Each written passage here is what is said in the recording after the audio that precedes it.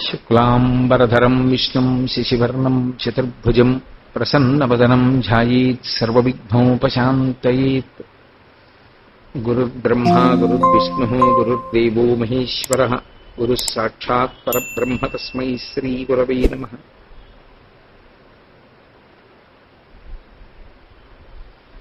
వ్యాసాయ విష్ణురూపాయ వ్యాసరూపాయ విష్ణవే నమో వై బ్రహ్మనిధయే వాసిష్ఠాయ నమో నమః. పూజంతం రామ రామీతి మధురం మధురాక్షరం ఆరుహ్య కవితాశాఖాం వందే వాల్మీకికోకిలం.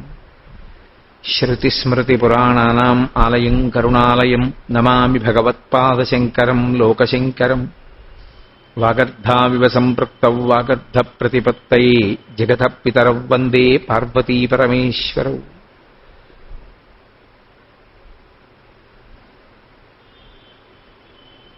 సూక్తిం సమగ్రేతున స్వయమేవ లక్ష్మీః శ్రీరంగరాజమహిషీ మధురైకటాక్షైః వైదగ్ధ్యవర్ణగుణగుంభనగౌరవైర్యాం కండూలకర్ణకుహరాः కవయోధయంతి. హైమోర్ధ్వపుండ్రమయహన్మపుటం సునాసం మందస్మితం మకరకుండలచారుగండం బింబాధరం బహుళదీర్ఘకృపాకటాక్షం శ్రీవేంకటేశముఖమాత్మనిసన్నిధత్తాం. విమలపటి కమలపుటి పుస్తకరుద్రాక్షసస్తహస్తపుటి కామాక్షి పక్ష్మలాక్షి కలిత విపంచీ విభాసి వైరించి. మనోజవం మరుతతుల్యవేగం జితేంద్రియం బుద్ధిమతాం వరిష్టం వాతాత్మజం వానరయూధముఖ్యం శ్రీరామదూతం శిరసా నమామి. ఆపదామపహర్తారం దాతారం సర్వసంపదాం లోకాభిరామం శ్రీరామం భూయో భూయో నమామ్యహం. హరి ఓం. పరమేశ్వర స్వరూపైన సభకు నమస్కారం.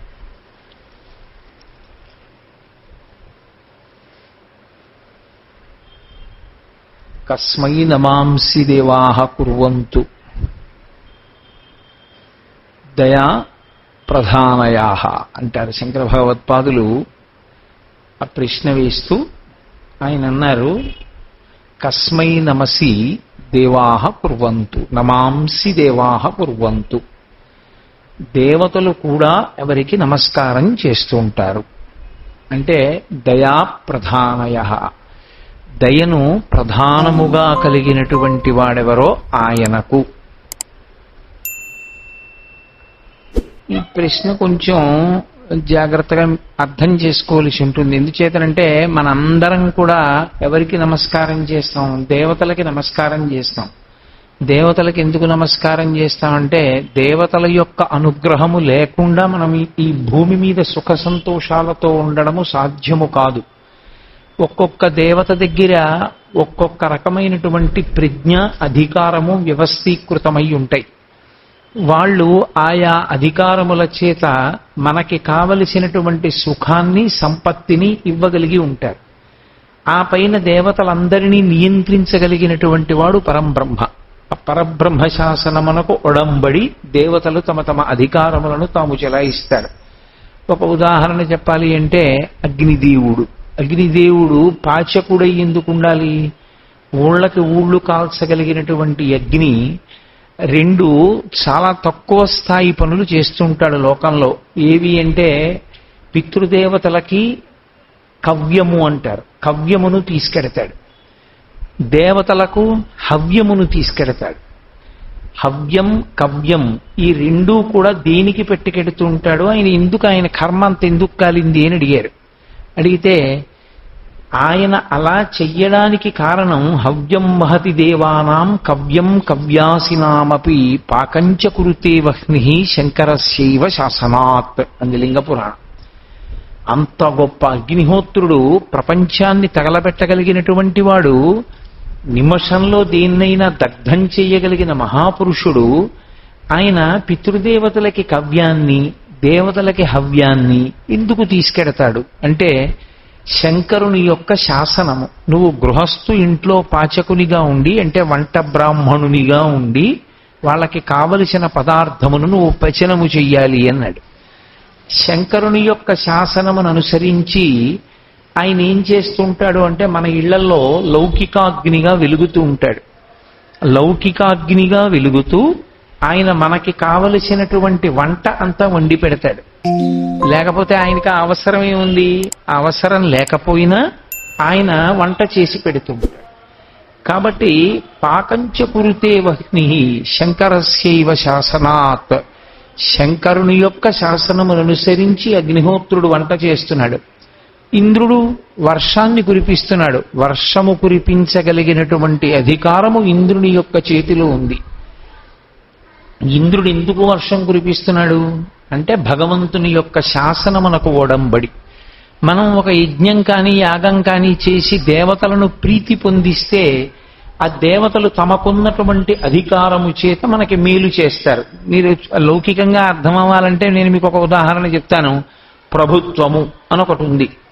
ఆ ప్రభుత్వమునకు వివిధ శాఖలు ఉన్నాయి. ఒక్కొక్క శాఖ ఒక్కొక్క పని చేస్తుంది. ఆ పనే చేస్తుంది కానీ పక్క పని చెయ్యదు. ఒక ఉదాహరణ చెప్పాలంటే ఏదో అగ్నిమాపక దళాధికారి అన్నారనుకోండి, ఎక్కడైనా ఇల్లు అంటుకుంటే ఆయనకి ఫోన్ చేస్తే వెంటనే ఆయన ఒక గంటలతో కూడుకున్నటువంటి ఒక వాహనం మీద వచ్చి ఆ మంటలని ఆర్పి ఉపకరిస్తారు.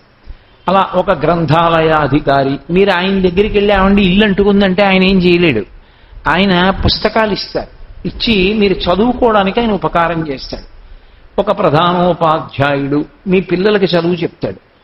వీళ్ళందరూ ప్రభుత్వము యొక్క అంగములు, ప్రభుత్వమునందు అధికారులు. ఎవరు చేయవలసినది వారు చేస్తారు తప్ప ఒకరి పనిలో ఒకరు జోక్యం చేసుకోరు. ఈ ప్రభుత్వం అనబడేటటువంటి దాన్ని ఎవరైనా చూసిన వాళ్ళు ఉన్నారా? ప్రభుత్వాన్ని చూపించండి అంటే కుదరదు. ప్రభుత్వము అంటే అధికారము కేంద్రీకృతమై ఉంటుంది ఒకరి యందు.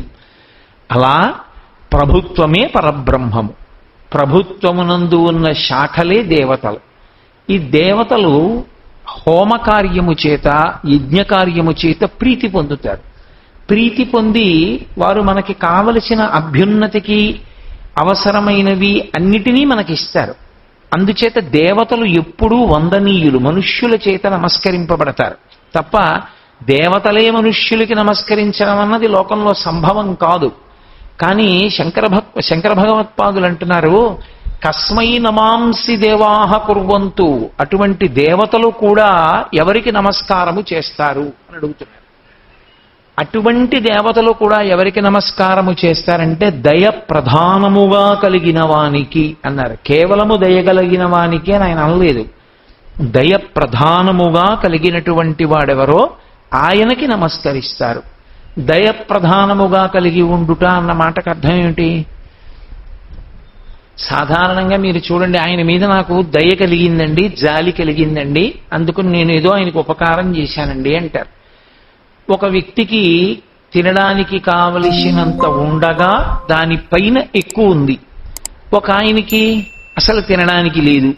ఇప్పుడు తినడానికి లేనివాడు ఆకలితో పడుతున్నటువంటి బాధ చూసి తినడానికి ఉండి అంతకన్నా ఎక్కువ ఉన్నవాడు యువతల వానికి సహాయం చేశాడు. ఎందుకు చేశావయ్యా, నువ్వు పెట్టవలసిన అవసరం ఏముంది అంటే దయతో, దయ కలిగి చేశాను అంటాడు. ఇందులో మీరు ఒక్క మాట జ్ఞాపకం పెట్టుకోవాలి. దయ అన్న మాట మీకు బయట లోకంలో ఏది చెప్పబడుతుందో అది వేద ప్రమాణమునందు భిన్నముగా ఉంటుంది. లోకంలో దయ అన్న మాటకు అర్థం ఏమిటి? ఎప్పుడూ అవతల వారి యందు కారుణ్యముతో ఉండుట. వేదము అలా చెప్పదు. వేదము కొన్ని చోట్ల హింస చేస్తే దాని యందు దోషము లేదండి, అది దయతో కూడిన పనియే తప్ప దాన్ని తప్పు పట్టడానికి వీలు లేదు అని చెప్పింది. అందుకే సనాతన ధర్మమునందు వేదము చేత చెప్పబడిన విషయములు అంత గంభీరంగా ఉంటాయి. ఒక గృహస్థు ఉన్నాడు. ఆ గృహస్థు కాయగూరలు వండుకున్నాడు. ఆ గృహస్థు ఇంట్లో తిరిగాడు. గృహస్థు ఇంట్లో హింసకు సంబంధించినటువంటి వస్తువులు కొన్ని ఉండి తీరుతాయి. మొట్టమొదటిది కత్తిపీట, రెండవది అగ్నిహోత్రము, ఇటువంటి వస్తువులు కొన్ని ఉంటాయి. తర్వాత మూడవది చీపురు కట్ట, నాలుగవది నేలని కడిగేటప్పుడు వాడేటటువంటి రసాయనము. ఇవన్నీ కూడా హింసకు కేంద్రీకృతమైనటువంటివి. నేను మీతో మాట అంటాను, ఫినాయిల్ మీరు చల్లి తుడిచారనుకోండి, ఫినాయిల్ చల్లినప్పుడు అనేకమైన సూక్ష్మజీవులు చనిపోవడానికే మీరు ఫినాయిల్ చల్లుతున్నారా? సువాసన కోసం చల్లుతున్నారా? అక్కడ ఉన్న సూక్ష్మక్రిములు చచ్చిపోవడానికే కదా మీరు ఫినాయిల్ వాడుతున్నది. సబ్బు పెట్టి ఒళ్ళు రుద్దుకున్నాను అంటే నా ఒంటి మీద ఉన్న సూక్ష్మాంగ జీవులు చనిపోవాలనైనా నేను వాడాను. నేను అగ్నిహోత్రాన్ని వెలిగించి ఇంట్లో వంట చేసుకున్నప్పుడు ఆ వేడి తట్టుకోలేక చాలా జీవులు అక్కడ ఉన్నవి మరణిస్తాయా, మరణించవా? నేను ఇంట్లో నడిచినప్పుడు, ఉపన్యాసానికి వచ్చినప్పుడు రహదారి మీద బోలెడన్ని జీవులు మరణిస్తున్నాయా లేదా?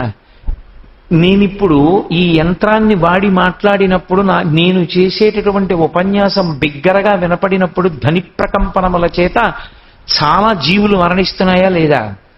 కత్తిపీటతో కోసినప్పుడు ఒక కాయకి బాధ ఉంటుంది, ఆకుకి బాధ ఉంటుంది.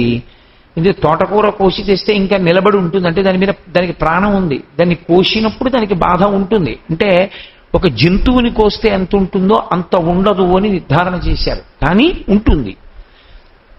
మరి ఇవన్నీ హింస కిందకు వస్తాయా అని అడిగారు.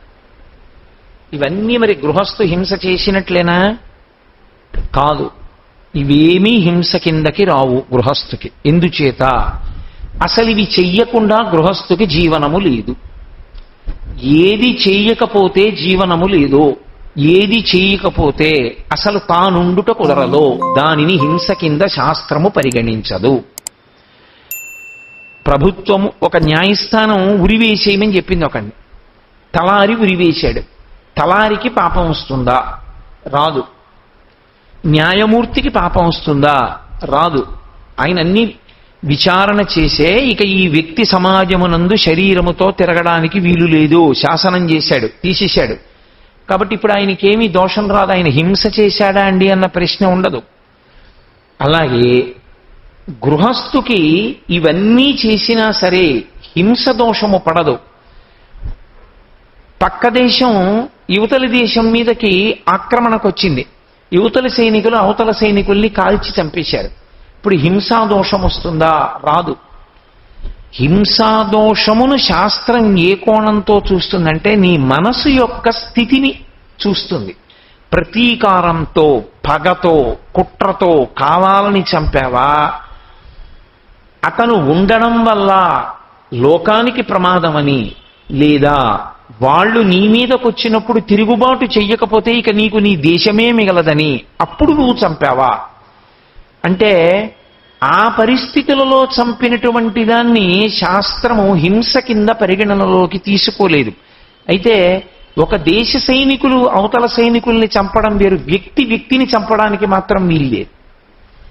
ఒక వ్యక్తి ఎవరో నా మీదకి వచ్చారు కాబట్టి చంపేయించండి అంటే అలా కుదరదు. కాబట్టి వేదము హింస అన్నదాన్ని, దయ అన్నదాన్ని భిన్నమైన కోణంలో చూస్తుంది. అన్ని వేళలా దయ లేకుండా చేస్తున్నాడు అన్న మాట మాట్లాడదు. నేను మీతో స్పష్టంగా ఒక ఉదాహరణ మాట్లాడాలి అంటే, ఒక క్షత్రియుడు ఒక జింకని చంపి తిన్నాడు. జింక ఇప్పుడు తినకూడదు, పోని పక్కన పెట్టండి, జింకని చంపకూడదు, సరే వదిలిపెట్టేసేయండి. ఒక కోడిని తిన్నాడు.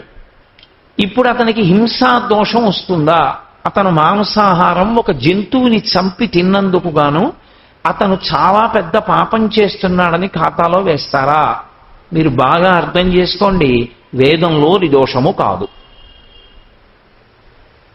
అది ఈశ్వర శాసనము. రామచంద్రమూర్తి అంతటి వాడు శ్రీరామాయణంలో జంతువుని బాణం వేసి కొట్టి చంపి తీసుకొచ్చి సీతమ్మని వండమని తిన్నాడు. కొందరు అలా తినవలసినదే అని చెప్పింది శాస్త్రం. ఎందుకో తెలుసా?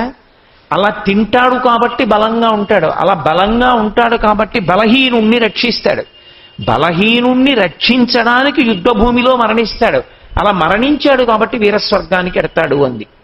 అందుకని ధర్మాన్ని అలా నిర్వచనం చేసింది వేదం. కాబట్టి ఆయన మాంసము తిన్నాడు. ఎవరు తినకూడదో వాడు తినకూడదు.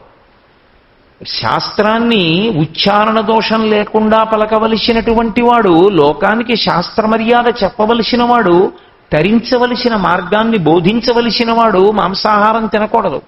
అతనికి శరీర బలం విశేషంగా ఉండవలసిన అవసరం లేదు. అతనికి కావలసినది శాస్త్ర బలం. శాస్త్ర బలానికి తగిన రీతిలో అతని జీవనం ఉండాలి.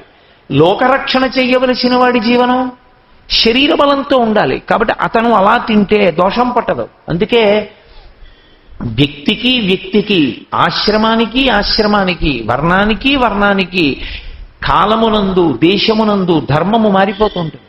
అన్ని వేళలా ధర్మము ఒకేలా ఉండడం అనేటటువంటిది సాధ్యము కాదు.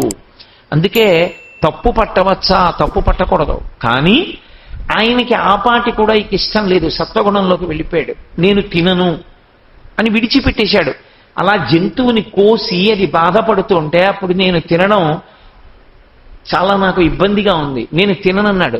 చాలా మెచ్చుకోవలసిన విషయం, చాలా చాలా మెచ్చుకోవలసిన విషయం. ఆయన హృదయంలో చాలా మెత్తనితనం ఏర్పడింది, సత్వగుణం ఆవిర్భవించింది. కానీ ఒకవేళ ఆయన తిన్నాడు, నువ్వు దోషం మాత్రం పట్టవద్దని చెప్పి, పట్టడానికి వీల్లేదు. శాస్త్రం అంతే, అలాగే మాట్లాడింది అంతే. అందుకే దయ అన్న మాటని ఎలా అర్థం చేసుకోవాలో అలాగే అర్థం చేసుకోవాలి. దయ ప్రధానముగా కలిగిన వాడు అని శంకర భగవత్పాదులు ఎందుకన్నారో తెలుసా? కేవలము దయ కలిగిన వాడు అని అనలేదు. దయ అన్న గుణము మంచిది, కానీ దయ అనేటటువంటి గుణమునందు అంతర్లీనముగా అత్యంత ప్రమాదకరమైనటువంటి పోకడ ఒకటి ఉంటుంది. ఏమిటా పోకడ అంటే అహంకారము.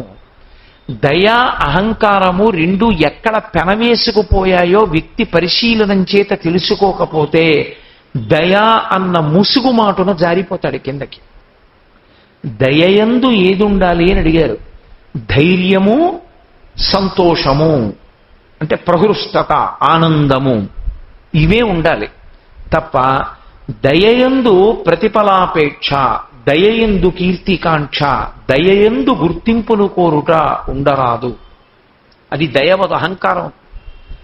వరదలు వచ్చాయి, పాపం ఎవరో చాలా మంది ఇళ్ళు కొట్టుకుపోయి, నువ్వు పట్టుకెళ్ళి వాళ్ళకి బిందెలు ఇద్దాం అనుకున్నావు, చాలా మంచి విషయం, అందులో దోషం ఏం లేదు. కానీ నువ్వు బిందెలిస్తూ ఫోటోలు తీయించుకుని పేపర్లో వేసుకున్నావే, అది చాలా తప్పు. ఒకరికి ఉపకారం చేయడానికి, సేవ చేయడానికి నీకు ఆగస్టు 15కి కలెక్టర్ గారి దగ్గర అవార్డును, పేపర్లో ఫోటోలును, ఆటో వెనకాల అడ్వర్టైజ్మెంట్ అక్కర్లేదు. నువ్వు చెయ్యాలనుకుంటే నువ్వు దేని కొరకు చెయ్యాలి అంటే దయతో చేయుట అన్న మాటకు అర్థం ఏంటంటే పరమ సంతోషంతో ఒకే కారణానికి చేయవలసి ఉంటుంది. ఆ బాధ నాదైతే వెంటనే చాలా కష్టం, కాబట్టి నాకున్నంతలో వారు కూడా ఆనందపడేటట్టు చేస్తాను. అది దయ యొక్క గుణము, అంతే. అంతకన్నా ఇక దాటడం ఉండదు దాని ఎందు గుర్తింపులు కోరుకోవడం, దాని ఎందు అవార్డులు కోరుకోవడాలు ఉండవు. అలా కోరుకుంటే దయ అన్న పేరుతో అహంకారమునకు వశమై జారిపోతున్నాడని గుర్తు. జారిపోతూ ఉంచుకున్నాననుకున్నాడు. అభ్యున్నతి పదంలో ఆత్మకి సంబంధించినంత వరకు అభ్యున్నతి పదమునందు నడచినవాడు కాడు. ఏ చిన్న పని చేసినా ఫోటోగ్రాఫర్ లేకుండా చెయ్యడు. ఒకవేళ ఆర్తితో ఉన్నవాడు వచ్చి నిలబడ్డాడు, ఇతను ఇవ్వడానికి సిద్ధంగా ఉన్నాడు. లేనివాడు ఎవరంటే ఫోటోగ్రాఫరే రాలేదు, ఇంకొక 10 నిమిషాల్లో వచ్చేస్తున్నానండి అన్నాడు. అతను 10 నిమిషాలు ఇవ్వడు. ఎందుకు ఇవ్వడో తెలుసా? ఫోటోగ్రాఫర్ వచ్చాక ఇస్తాడు. ఇవ్వాలనుకున్నవాడు ఇలా ఇచ్చేయాలి. ఇలా ఇస్తూ ఇలా తల తిప్పాడు అంటే జారిపోయాడు అని గుర్తు. ఇలా ఎందుకు తల తిప్పావు అంటే ఇస్తున్నట్టు ఫోటో పడాలి. ఎందుకది?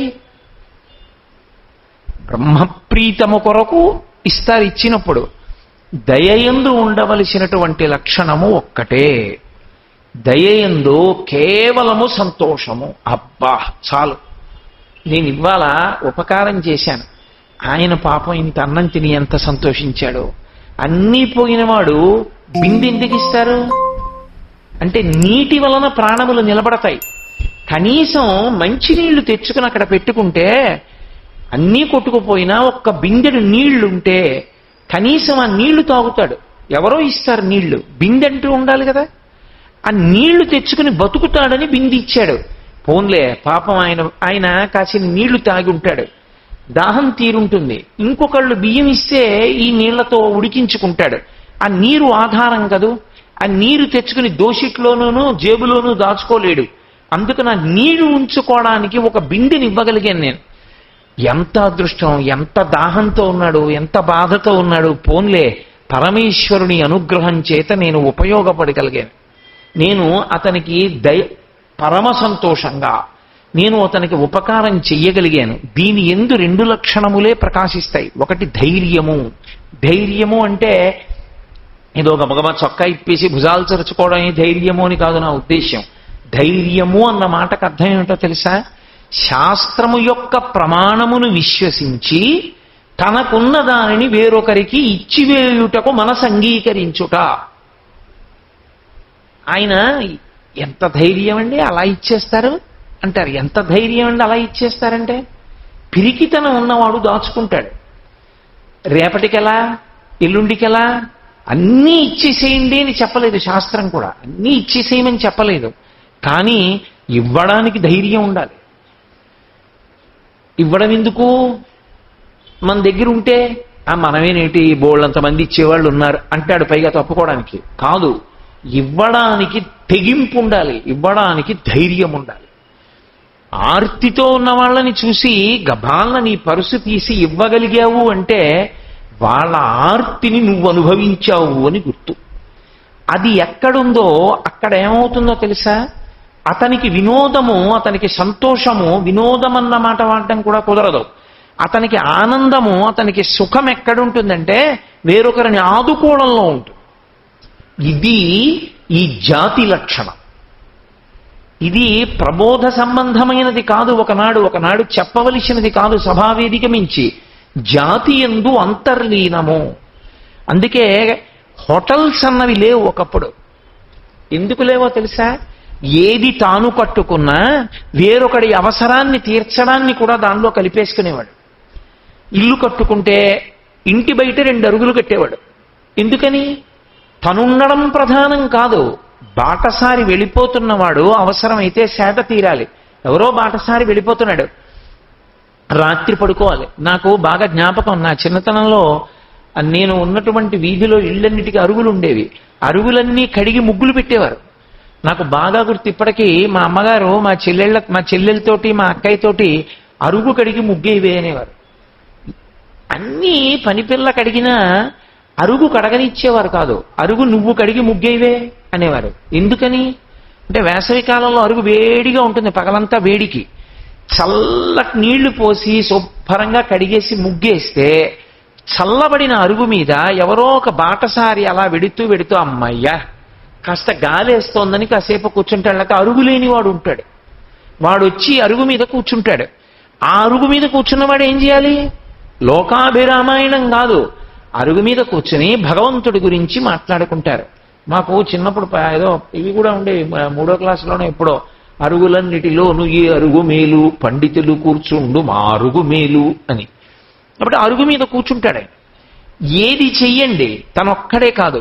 అన్నం వండితే ఒకరికి ఎక్కువ ఉండేవారు. ఎందుకంటే ఆ ఊరెవరో వస్తారు, వస్తే అమ్మ ఇలాగ వెళ్ళిపోతున్నాం, మీ ఇంట కొంచెం మాకు ఆతిథ్యం ఇస్తారా రండి అని కాస్త భోజనం పెట్టేవారు. శ్రీరామాయణం బాలకాండలో అంటారు మహర్షి, నా కుండలి నా మకుటి నా స్రగ్వి నాల్పభోగవాన్ నా హస్తాభరణో నా పిలిప్యతే నా సుగంధశ్చవాన్. అక్కడ అసలు తృప్తి లేనివాడు లేడు. ప్రతివాడు ఆత్మ సంబంధమై ఎప్పుడూ వేదమును ప్రమాణముగా తీసుకుని బ్రతికేటటువంటి వాళ్ళందరూ అక్కడ ఉండేవారు. ఎవరో వరకు ఎందుకండి, నేను చూడలేదు కానీ ఆ మహాతల్లిని. తూర్పుగోదావరి జిల్లాకి నిజానికి అంత పేరు రావడానికి కారణం ఎవరో తెలుసా? డొక్కా సీతమ్మ గారు.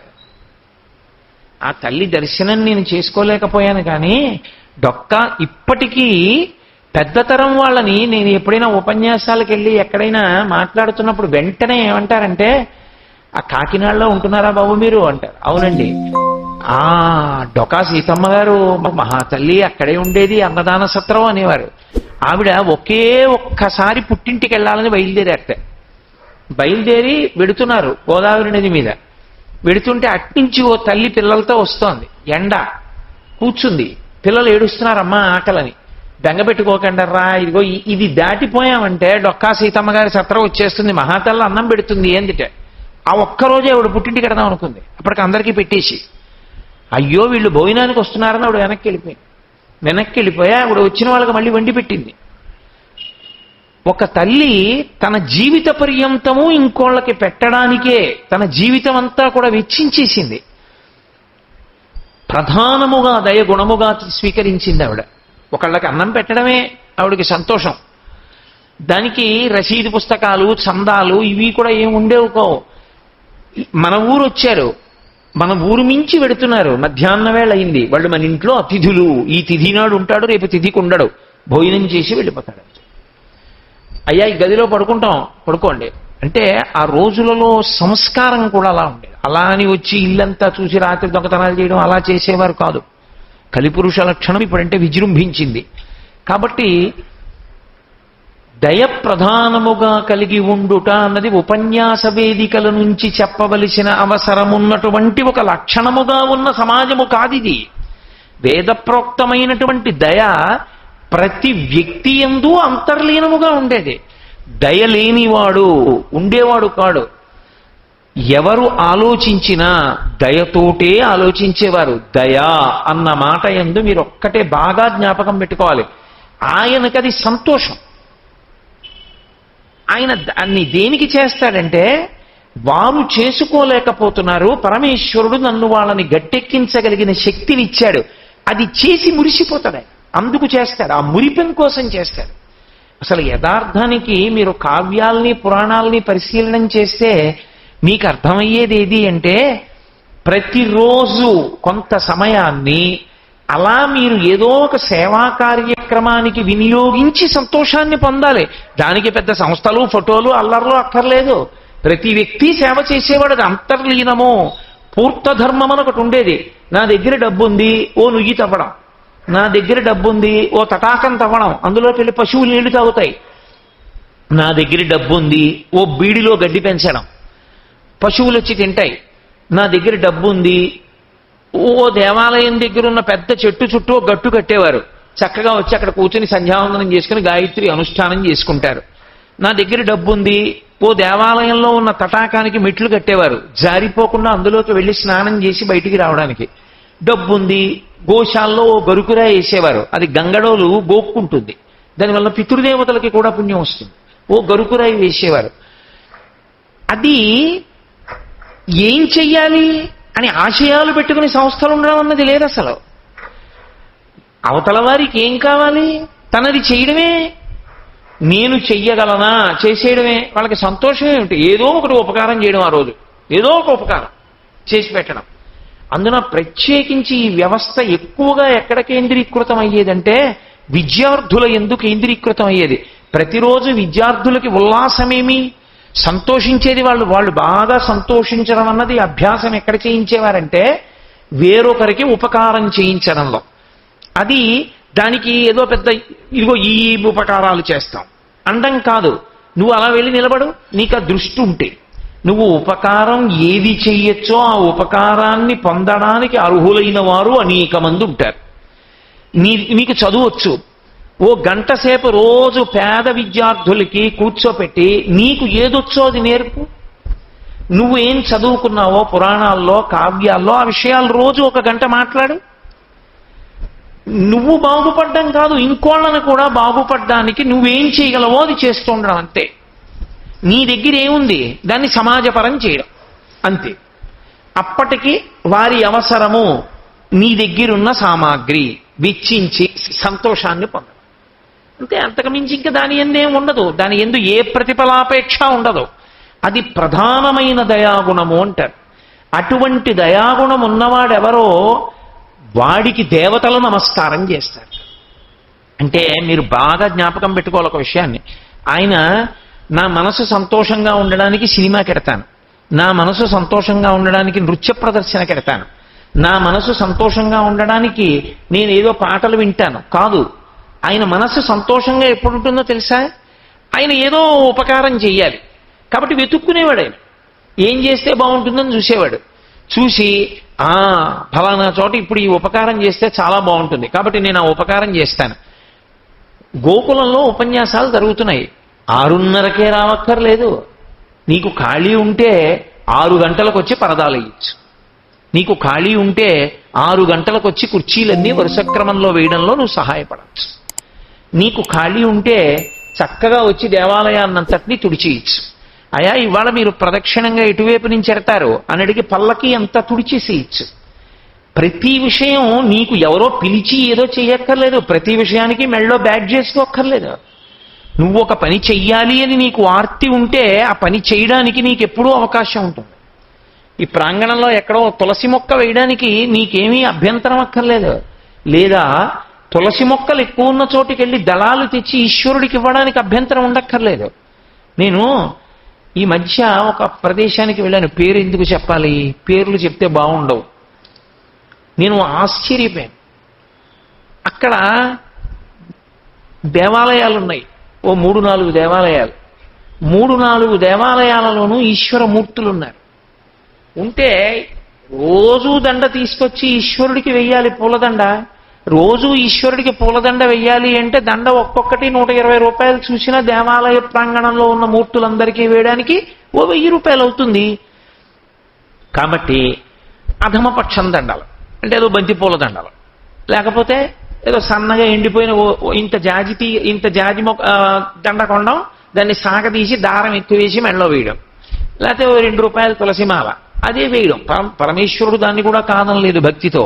నేను ఎక్కడ తెల్లబోయానంటే అక్కడికి వచ్చే భక్తులు వాళ్ళు తీసేసుకున్నారు. అలా వెయ్యొద్దన్నారు. మేము అన్నం తింటలా, మేము నీళ్లు తాగట్లా. అలా నెలలో ప్రతిరోజు ఒక నెలంతా మాది పుష్పకైంకర్యం. గణపతికి మాది, పరమేశ్వరుడికి మాది, లక్ష్మీదేవికి మాది, కామాక్షికి మాది, అలా పుచ్చుకున్నారు. అర్చకుడు బయట తిరుగుతున్నాడు. నేను ఏమంటే ఇంకా అలంకారం చేయలేదే అన్నాను. దండ వస్తుందండి అన్నాడు. దండ ఎవరు తెస్తారన్నాను. అంటే భక్తులు పట్టుకొస్తారండి అన్నారు. మా రామకృష్ణారావు కూడా వచ్చారు, నాతో అందుకు నవ్వుతున్నారు. వాళ్ళు పట్టుకొస్తారు దండలు, పట్టుకొచ్చి వాళ్ళ చేత్తో ఇచ్చుకుంటారు. ఇచ్చుకుంటే ప్రతిరోజు ఇన్ని గంటల లోపల తెచ్చారు. 12ంటికి తెస్తానంటే కుదరదు. ఏదో 7, 8 చక్కగా ఓ దండ పట్టుకొచ్చి ఇస్తాడు, మెళ్ళో వేస్తారు. ఎంత అవుతుంది? రోజు 100 రూపాయలు పెట్టి మంచి దండ నువ్వు కొంటాను అని అంగీకరిస్తే 30 రోజులకి 3000 రూపాయలు. సంవత్సరం మొత్తం మీద ఒక నెలలో ప్రతిరోజు ఆ ఈశ్వరుడు యొక్క మెడలో మాల మాది. వాళ్ళు స్వీకరించారు. సేవ చేయడానికి దానికి పెద్ద వెంటనే ఓ ట్రస్ట్, దానికో నలుగురు, దానికో అకౌంట్, దాని మీద ఇంట్రెస్ట్, ఇవన్నీ అక్కర్లేదు. ప్రతిదానికి నీకు చెయ్యాలన్న తాపత్రయం ఉంటే, ప్రతివానియందు చేసే గుణముంటే అసలు సమాజమునందు లోపమన్నది ఉండదు. సమాజమునందు ఎక్కడ లోటుందో దాన్ని లోటు లేనివాడు కప్పేస్తాడు, కప్పుకుంటూ వెళ్ళిపోతాడు. ఆ వెళ్ళిపోవడంలో వాళ్ళకి సంతోషం, పరమ సంతోషం. ఏదో నేను వెళ్ళాను, అక్కడ ఉపన్యాసం చెప్తున్నాను, ఓ 10 మంది సెలవు పెట్టారు. ఎక్కడెక్కడి నుంచో మామిడి మండలు ఎట్టుకొచ్చారు. చక్కగా మామిడి మండలని దడ్డల కింద కట్టేశారు.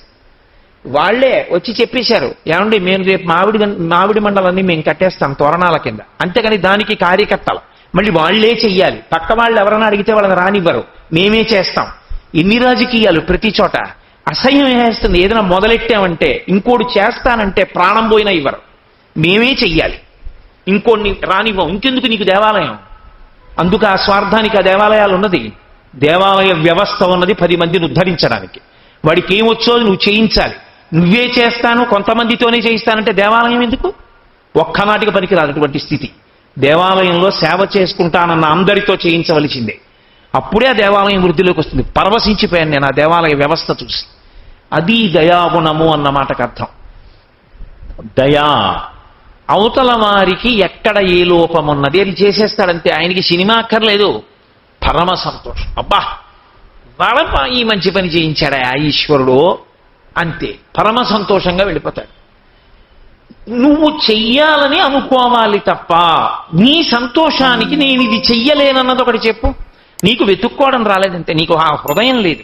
నీకు ఆ హృదయం ఉంటే నువ్వు చెయ్యడానికి, సేవకి ప్రతిఫలాపేక్ష లేకుండా, గుర్తింపులు లేకుండా సంఘాలు, పేర్లు, ట్రస్ట్లు, బ్యాంక్ అకౌంట్లు, వడ్డీలు, మెళ్ళో బ్యాడ్జీలు, అల్లర్లు, రాజకీయాలు ఇన్ని లేకుండా చక్కగా చెయ్యాలనుకుంటే చక్కగా చెయ్యవచ్చు.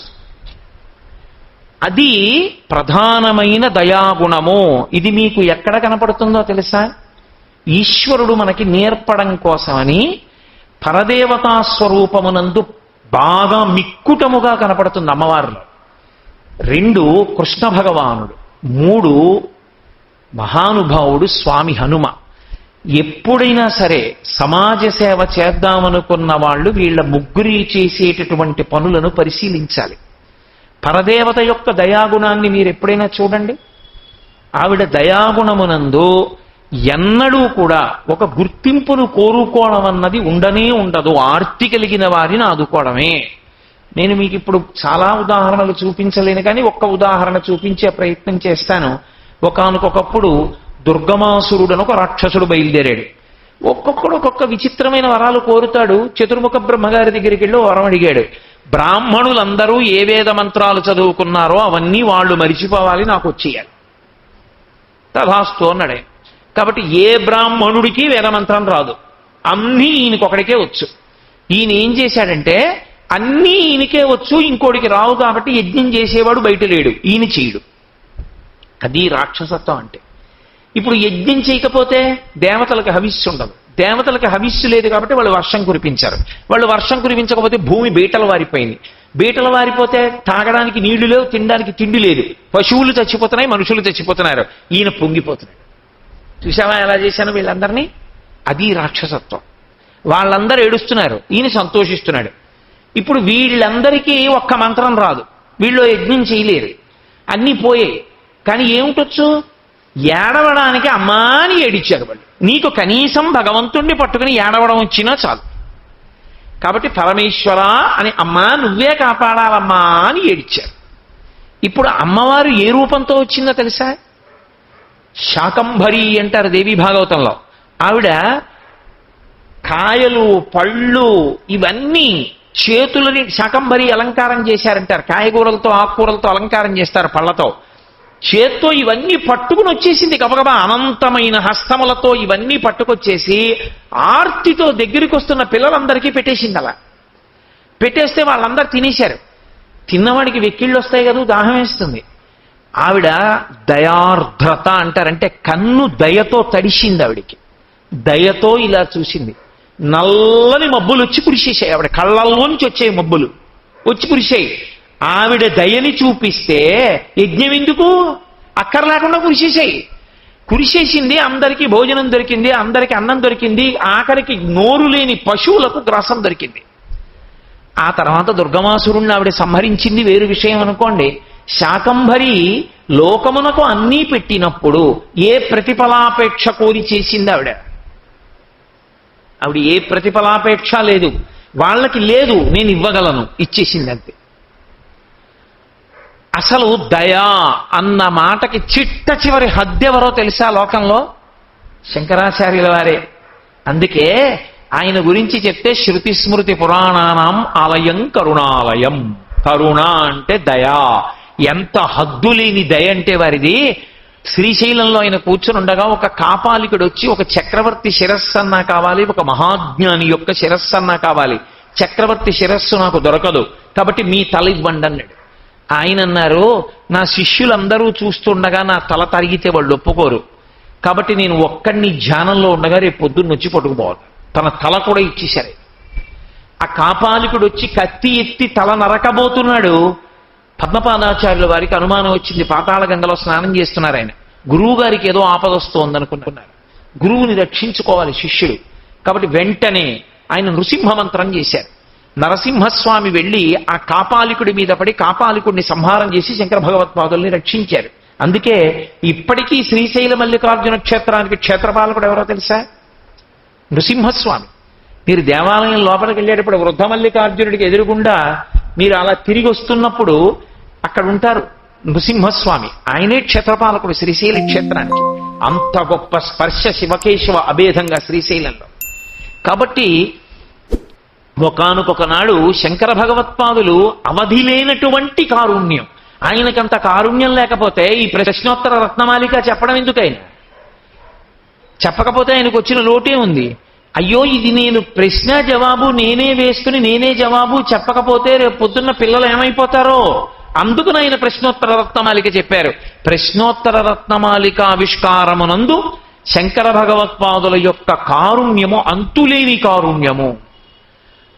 ఎక్కడ పరమేశ్వర స్వరూపమున్నా అంతే. మీరు ప్రత్యేకించి కృష్ణావతారాన్ని చూడండి. కృష్ణావతారం అంతా దయావిష్కారమే.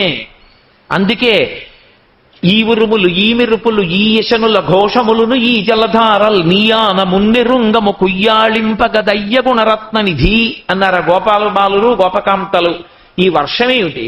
ఇంత వర్షం పడిపోతోంది. 7 రాత్రులు 7 పగళ్లు కురవమన్నాడు వెళ్ళి ఇంద్రుడు. పెద్ద పెద్ద వడగళ్లతో పడిపోతోంది. కృష్ణ నువ్వు తప్ప మమ్మల్ని ఎవరు రక్షిస్తారన్నారు. అంతే దయా. ఆవులు దూడలు మనుష్యులు అందరినీ రక్షిస్తానన్నాడు. రక్షించడానికి ఎక్కడికో తీసుకెళ్లలేదు.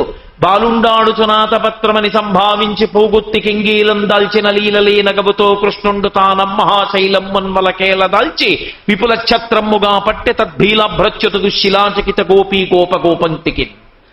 ఆ గోవర్ధనగిరిని వెంటనే పైకెత్తి చిటికిన వేలితో ఇలా ఎత్తి పట్టుకున్నాడు. పట్టుకుని ఆ కారుణ్యానికి హద్దు లేదు అసలు. బయట ఉంటే వడగాళ్ళు పడతాయి, లోపలికెడితే పిల్లాడు కొండ వదిలేస్తే ప్రమాదం అన్నారు కొంతమంది పెద్దవాళ్ళు. బాలుండీతడు కొండదొడ్డది మహాభారంబు సైరింపకాదాలండోజని దీని కింద నిలువంచింతింపకా బోలదు ఈ శైలాంబో నిధి జంతు సంచిత ధరా చక్రంబు పైపడ్డ నాకేలల్లాడదు బంధులార నిలుడి క్రిందన్ ప్రమోదంబునన్. ఈ కొండ ఎత్తి పట్టుకున్నాడు పిల్లాడు వదిలేస్తాడనుకుంటున్నారేమో. సమస్త బ్రహ్మాండములొచ్చి కొండ మీద పడిపోయిన కొండ కింద పడదు. రండి లోపలికి రండి రక్షిస్తానన్నాడు. 7 రాత్రులు 7 పగళ్ళు అమృత దృక్కులతో పోషించాడు. కాళీయమర్దనం చేయమని ఎవరు అడిగారు ఆయన్ని? ఎవరైనా అడిగారా? విషపు నీరు తాగి పిల్లలు చచ్చిపోతే అమృత దృక్కులతో చూస్తే వాళ్ళందరూ బయటికి వచ్చేశారు. ఎవరైనా తెలియక తాగుతారేమో, రేపు ఆవు తాగుతుంది, దూడ తాగుతుంది. తాగితే ఈ విషపూరితమైనటువంటి కాళిందీ జలములను తాగి శరీరం విడిచిపెట్టి చచ్చిపోతారేమో. వాళ్ళు చచ్చిపోవడం నేను బతికించడం ఎన్నాళ్ళు? ఈ సమస్యకి పరిష్కారం చెయ్యాలి దయా. ఆయన ఏం కోరాడు? ఆయన ఏం బిరుదులు ఇస్తారనా, సన్మాన పత్రాలు ఇస్తారనా, ఏమి ఇస్తారని చేసి చూపించాడు కృష్ణ పరమాత్మ. వెంటనే ఆయన్ని కాళీయుడు చుట్టి కాట్లు వేస్తే ఏడిచారు గోపాల బాలురందరూ. ఆ రోజున మొత్తం బృందావనంలో ఉన్నటువంటి వాళ్ళందరూ ఏడ్చారు. పన్నగము మమ్ము కరవక నిన్నేటికి కరచె కుర్ర నిమ్మి కలిగి నీవుండిన మము రక్షింతువు నిన్ను రక్షింప మేము నేరము తండ్రి అన్నారు. వాళ్ళందరినీ ఆవుల్ని దూడల్ని రక్షించడానికి ఆ పాము మీదకెక్కి వెస దామోదరు పాదఘాతనగతుల్ వేవేల చందంబులం ప్రసమాటోపముచూపమాపపణభృచ్చటామండలం వసహంబై పగిలెన్ మణుల్ చెదరగా నాస్యంబులం చోడితం వెసగన్ దంస్ట్రలు నుగ్గుగాగా గరడమహ్నిజ్వాలికల్ వెల్వడన్. మహానుభావుడు ఆ రోజున కాళీయమర్దనం చేశాడు. ఎవరి కోసం చేశాడు కాళీయమర్దనం? అవతల వారిని రక్షించాలి. తను రక్షించగలడు, వాళ్ళు తమను తాము రక్షించుకోలేరు. రక్షించుకోలేని వారిని రక్షించడానికి తాను రక్షించి కాళీయమర్దనం చేశాడు. రక్షించుకోలేని వారిని రక్షించడానికి గోవర్ధనగిరిని పైకెత్తి పట్టి 7 రాత్రులు 7 పగళ్ళు అక్కడ ఉండేటటువంటి వాళ్ళందరినీ కాపాడాడు. కృష్ణ పరమాత్మ మనకి చూపించారు. స్వామి హనుమ ఆయన వెళ్ళిపోతుంటే సముద్రం మీద విద్యాధరులు అన్నారు, రామార్థం వానరార్థం చ చకీర్షం కర్మదుష్కరం సముద్రస్య పరం పారం దుష్ప్రాపం ప్రాప్తుమిచ్చతి అన్నారు. తన కొరక కాదు. పోని దాని వలన తనకి ఏమైనా బిరుదులు వస్తాయా? లేదు. తనకేమైనా సన్మాన పత్రం కావాలా? అక్కర్లేదు. మరి ఎందుకు ఆధారం లేని ఆకాశ మార్గంలో 100 యోజనముల సముద్రాన్ని గడచి ఆవలి ఒడ్డుకి వెళ్ళడం? అంటే రామార్థం వనరార్థంచ, తను కొలిచే రామచంద్రమూర్తి కోసం, తనని నమ్ముకున్న వానర జాతి కోసం మహానుభావుడు 100 యోజనముల సముద్రాన్ని నిరాధారమైన మార్గంలో దాటి వెళ్ళిపోతున్నాడు. శ్లాఘించారు విద్యాధరులు. అసలు హనుమ జీవితం అంతా పరోపకారమే. అందుకే పెద్దలు ఒక మాట చెప్తారు, 18 పురాణానాం సారం సారం సారం సమృద్ధతాం పరోపకారం పుణ్యాయ మహాపాపం పరపీడనం. 18 పురాణములను మీరు బాగా నలిపి నలిపి నలిపి నలిపి సారం తీస్తే ఒక్కటే దాని సారం, పరోపకారం పుణ్యాయ. పరోపకారము చెయ్యడమే పుణ్యము, పరులకు అపకారము చేయడమే పాపము.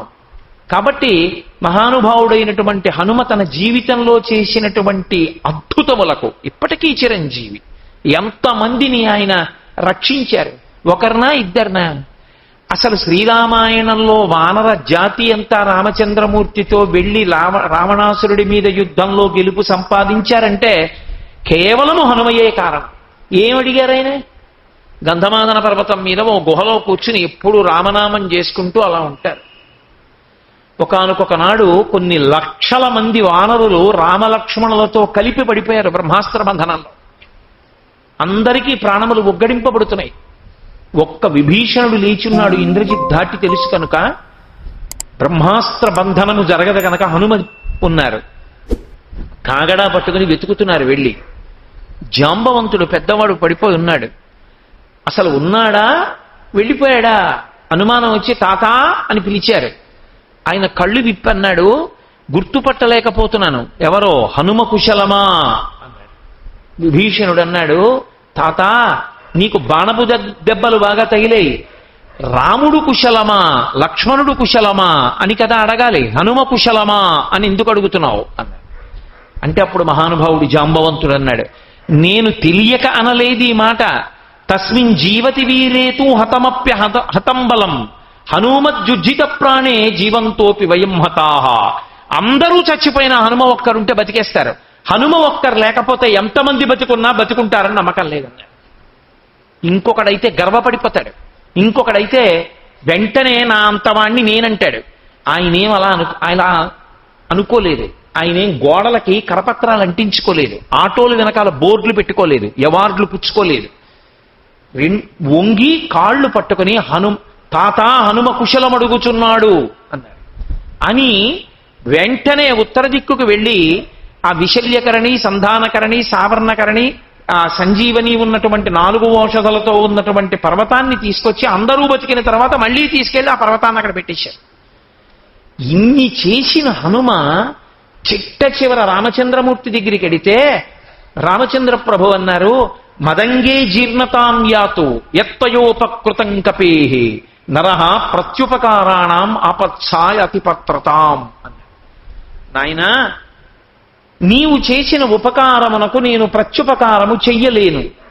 కాబట్టి నీవు చేసిన ఉపకారము నా శరీరమునందు జీర్ణమైపోవుగాక. ఎందుకని? నీకు ఉపకారం చెయ్యాలంటే నీ భార్యని ఎవరో ఎత్తుకుపోవాలి, నేను వెళ్ళి నీకు క్షేమవార్త చెప్పాలి. అది నీకు జరగకూడదు. కాబట్టి నీ ఉపకారమునకు ప్రత్యుపకారము నేను చెయ్యలేనన్నారు. అసలు చిత్రం ఏమిటంటే అంత మనోజవం, అంత బుద్ధిబలం, అంత శరీర బలం ఉన్నటువంటి హనుమ తన జీవితం మొత్తం మీద తన కొరకను చేసుకున్న ఒక్కటి లేదు. అంతా పరోపకారమే. ఇప్పటికీ చిరంజీవి కాబట్టి అంతే. అటువంటి హనుమ లోకమునకు దయాగుణంతో ఉపకారం చెయ్యడంలో ఆదర్శం. ఎవరు అటువంటి దయాగుణమును పొంది ఉన్నారో, అటువంటి స్థితిని పొంది ఉన్నారో, అలా పరమేశ్వరుణ్ణి దృష్టిలో పెట్టుకుని ఒకరికి ఉపకారం చెయ్యడంలో పరవశిస్తారో అటువంటి వారందరినీ కూడా భగవంతుడు ఎంత ఆనందం పొంది ఆశీర్వచనం చేస్తాడంటేట, ఒరేయ్ యజ్ఞం చేస్తే హవిస్సు కూర్చొని ఉపకారం చేశాన్రా, పూజ చేస్తే సంతోషించి ఉపకారం చేశాన్రా, వాళ్ళు ఏ ప్రత్యుపకారమును కోరకుండా లోకోపకారము చేసినటువంటి వారు, ఆ చెయ్యడంలో సంతోషాన్ని పొందినవారు తప్ప ఇంకా వేరే వాళ్ళకి ఏమీ ఉపకారం ఏం లేదు. వాళ్ళకి అంతకన్నా ఇంకేమీ లేదు ఆలోచన. ఆయనకది లేదు, నేను చెయ్యగలను, చేసేయడమే అంతే. అంత సంతోషంగా చేసేశారు మహాపురుషులందరూ.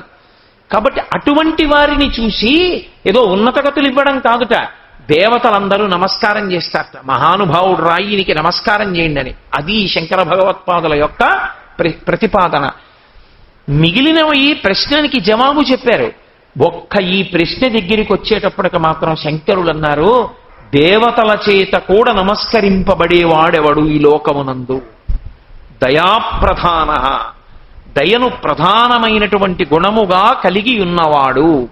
ఇది నిజానికి ఎవరు తెలుసుకోవలసిన విషయము అంటే, నవసమాజ నిర్మాణంలో వెళ్ళిపోయినటువంటి స్థితిలో పశ్చిమ దేశాల సంస్కృతి వచ్చి పడిపోయి అర్థం పర్థం లేకుండా ప్రతి చిన్న విషయానికి గుర్తింపు కోరుకుంటున్న రోజుల్లో సనాతన ధర్మంలో ఉండేటటువంటి సారవంతమైన ఈ విషయాన్ని తెలుసుకొని పిల్లల యందు ఆ స్పృహ రావాలి.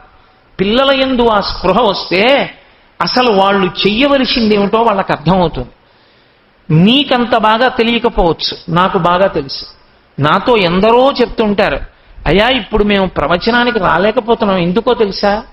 రాత్రి అయ్యేటప్పటికి హెడ్లైట్ల కాంతిలో ఒంట్లో ఓపికన్నటువంటి పిల్లలు విపరీతమైన వేగంతో వెళ్ళిపోతుంటే చూస్తేనే భయం వేసి ఆ కాంతి కళ్ళల్లో పడుతుంటే కనపడక రాలేకపోతున్నామండి అంటుంటారు.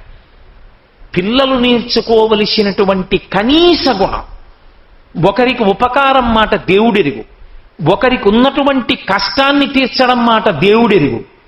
నువ్వు నీ పరిమితిని నువ్వు తెలుసుకోగలిగితే చాలు. నువ్వు అంత వేగంగా వాహనాన్ని నడపకుండా, నువ్వు వాహనాన్ని నడుపుతున్నప్పుడు సెల్ ఫోన్ మాట్లాడకుండా ఉంటే లోకానికి మహోపకారం చేసిన వాడిపోయినట్టు. ఇవాళ ఎంతమంది ఎంత బెగ్గ పెట్టుకుపోతున్నారు. ప్రతివాడు నడుపుతూ ఉంటాడు, సెల్ ఫోన్ మాట్లాడుతూ ఉంటాడు. ఎక్కడ దాని మీద దృష్టి ఉంటుందండి? చిన్న పిల్లలు పెడుతూ ఉంటారు, వృద్ధులు పెడుతూ ఉంటారు. ఒక్కసారి పడిపోతే ఇంక అయిపోయిందంటే ఆయన జీవితం నరకమే. వాడి సొమ్ము ఏం పోయింది? ఆ బండి కొని ఇచ్చిన తల్లిదండ్రులు చెప్పరు, గురువు చెప్పడు, వాడు నేర్చుకోడు. ఒకానొక నాడు యువకులు అంటే ఒకరికి ఉపకారము చేసి సంతోషాన్ని పొందినటువంటి అవధిలేని దయాగుణము పరిఢవిల్లిన దేశం.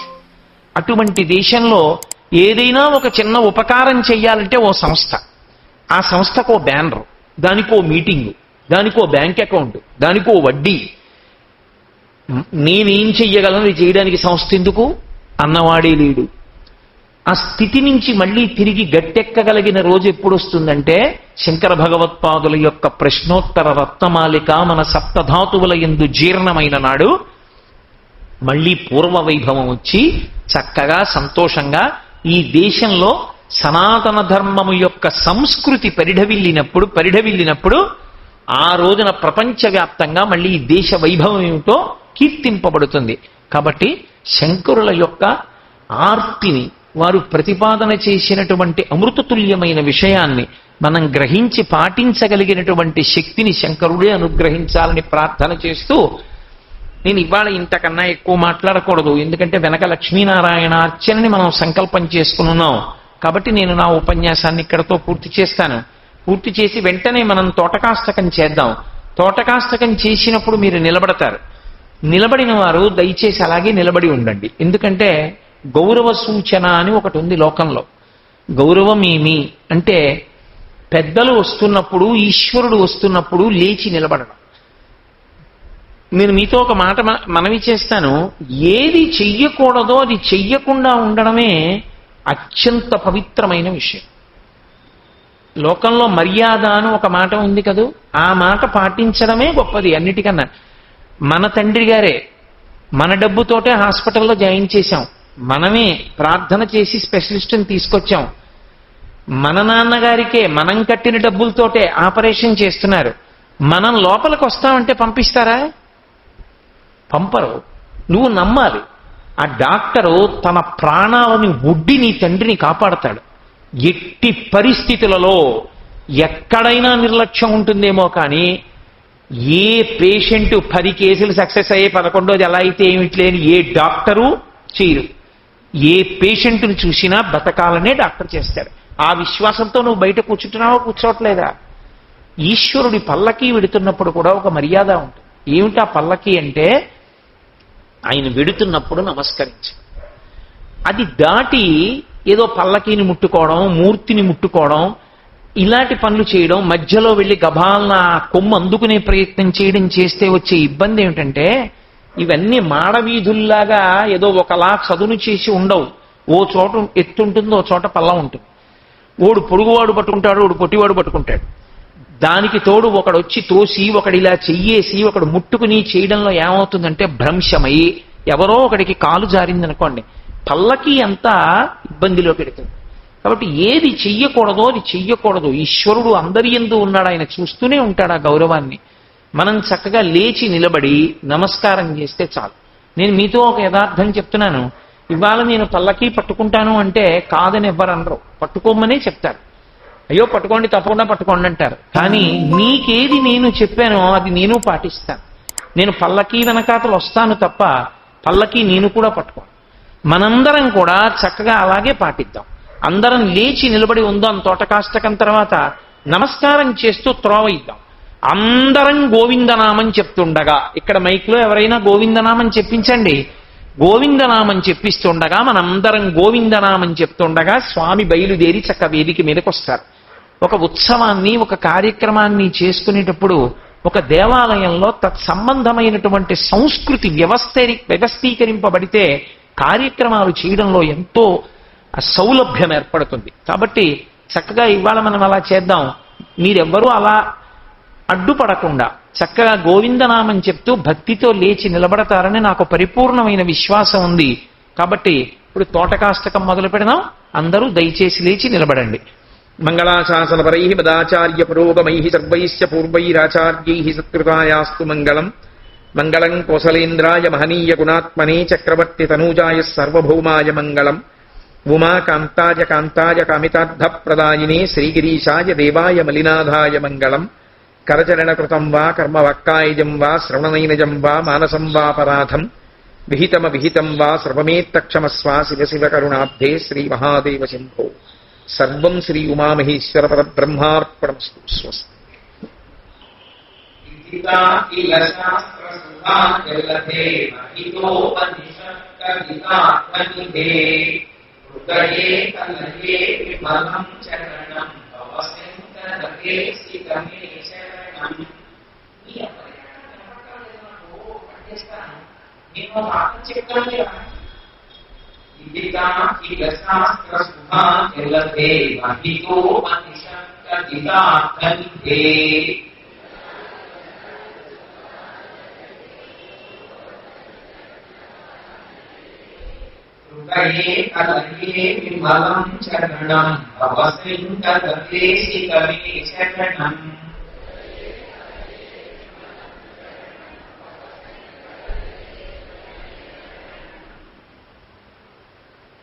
కరుణావరుణాలయపాలయవాం భవమాకర దుఃఖ విదూనమురం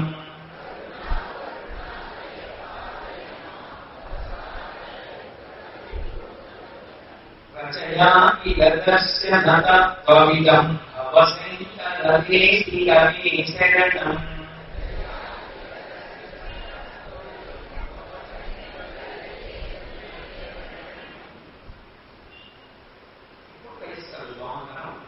భవతా చిన్నతా సుహితా భవితా విచబోధ విచారణచారుమతే కలయేశ్వర జీవ వివేక విదం భవశంకరదేశి రమే శరణం. భవేన భవామి తమే నితరాం సమజాయత చేతసి కౌతుకికౌ మమమాతమోహమహాజలధిం భవశంకరదేశి రమే శరణం.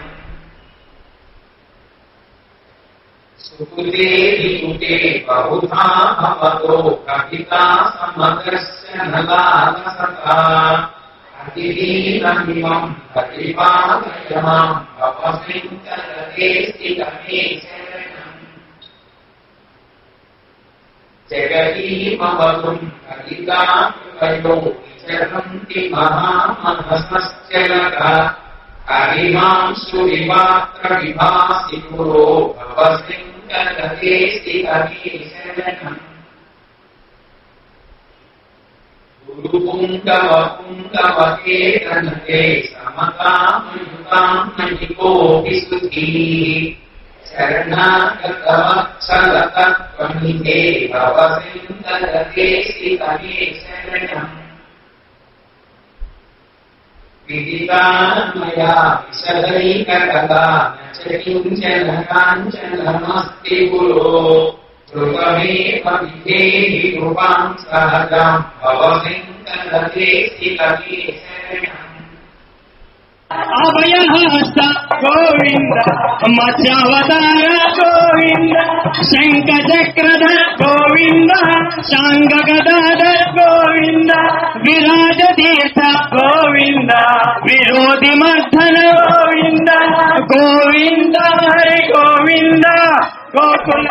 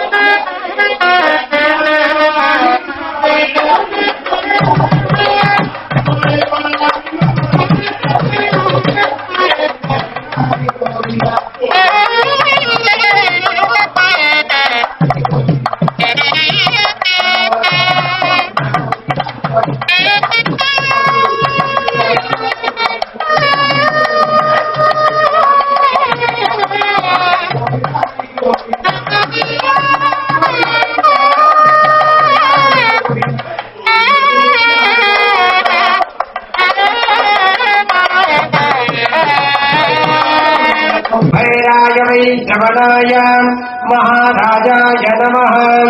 ओम तद्ब्रह्मन् ओम तद्वायुः ओम तदात्मा ओम तत्सत्यम् ओम तत्सर्वम् ओम तत्पुरोर्नमः। अन्तश्चरभूतेषु गुहायाम् विश्वमूर्तिषु त्वं व्यज्ञस्त्वं वधत्कारस्त्रमिन्द्रस्त्वं रुद्रस्त्वं विष्णुत्वं ब्रह्मस्त्वं प्रजापतिः त्वं तदा पापोऽद्य धीरसौमृतं ब्रह्मभूद्भवस्वरम् लक्ष्मीं क्षीरसमुद्रराजतनयां वीरङ्गधामेश्वरीं दासीभूतसमस्तदेववनितां लोकैकदीपाङ्कुरां श्रीमन्मन्दकटाक्षलब्धविभवद्ब्रह्मेन्द्र गङ्गाधरां स्वां त्रैलोक्यकुटुम्बिनीं सवदिधां वन्दे मुकुन्दप्रियां शुद्धलक्ष्मीर्मोक्षलक्ष्मी श्रीलक्ष्मी सरस्वती श्रीलक्ष्मी वरलक्ष्मी च प्रसन्ना भवसत्प्रदां वराङ्कुशोपाकमभेदमुद्राकरेरहन्तीं कमलासनस्तां बालात्ककोटिपदवात्रणेत्रपथे मां वां जगदीश्वरीं तां सर्वमङ्गलमाङ्गल्ये शिवे सर्वार्थसाधिके शरण्ये त्र्यम्बके देवी नारायणि नमोऽस्तु ते। महादेव्यै च विद्महे विष्णुपत्न्यै च धीमहि तन्नो लक्ष्मी प्रचोदयात्। नारायणाय विद्महे वासुदेवाय धीमहि तन्नो विष्णु प्रचोदयात्। वासुदेवाय विद्महे रुक्मिणी वल्लभाय धीमहि तन्नो गोपाल प्रचोदयात्। सुवर्णमन्त्रपुष्पं समर्पयामि।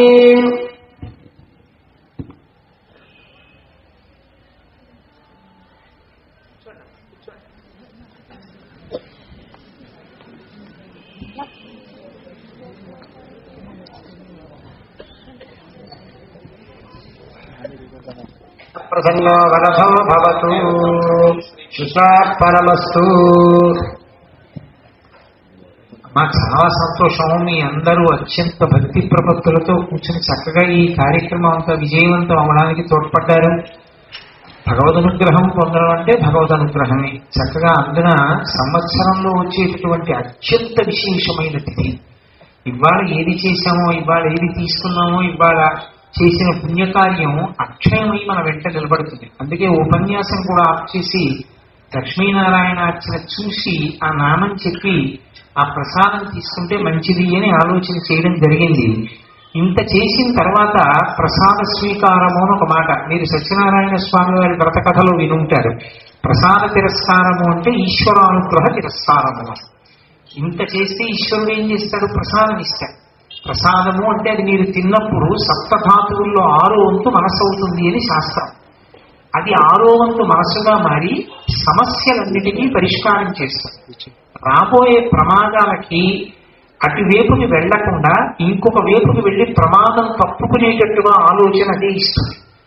కాబట్టి భగవత్ ప్రసాదాన్ని పరమ భక్తితో పుచ్చుకోవాలి, అంతే తప్ప అదేదో వేళాకోళం కింద ఊరికే మీద పడిపోయి కింద పడిపోయి తోసుకుని అలా చేసుకోకూడదు.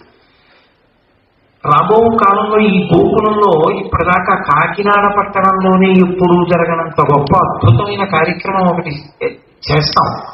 కాబట్టి దానికి పూర్వాంతంగా మనం చక్కగా ఒక సంస్కృతి, ఒక వ్యవస్థ నేర్చుకోవాల్సి ఉంటుంది కదా. ఇవాళ మనం చాలా గొప్ప రోజున ఈ పూజ చూశాం కాబట్టి నేను ఒకటి ప్రతిపాదన చేస్తాను, మీ అందరూ కూడా నాతో సహకరించండి. ఇంత చేశాం కాబట్టి ఇవాళ మొత్తం ప్రాకారానికి ప్రదక్షిణం చేద్దాం ఒక్క పర్యాయం. చక్కగా మనం ప్రసాదం తీసుకునేటప్పుడు పరమ భక్తితో అలా వస్తూ గోశాల ఉంది అక్కడ. గోవు పరదేవతా స్వరూపం, సాక్షాత్ జగన్మాత. చక్కగా గోవు దగ్గర ఆగి నోటి వెంట గోవింద గోవింద తప్ప ఇంకొక మాట వినపడకూడదు. అలా తిరిగి వస్తే, ఇలా ముందుకొస్తే అర్చక స్వామిని వెనక నిలబడి తీర్థం ప్రసాదం చేతిలో పెడతారు. చక్కగా అందరూ తీర్థం తీసుకుని ప్రసాదం తీసుకుని వెళ్ళిపోవచ్చు.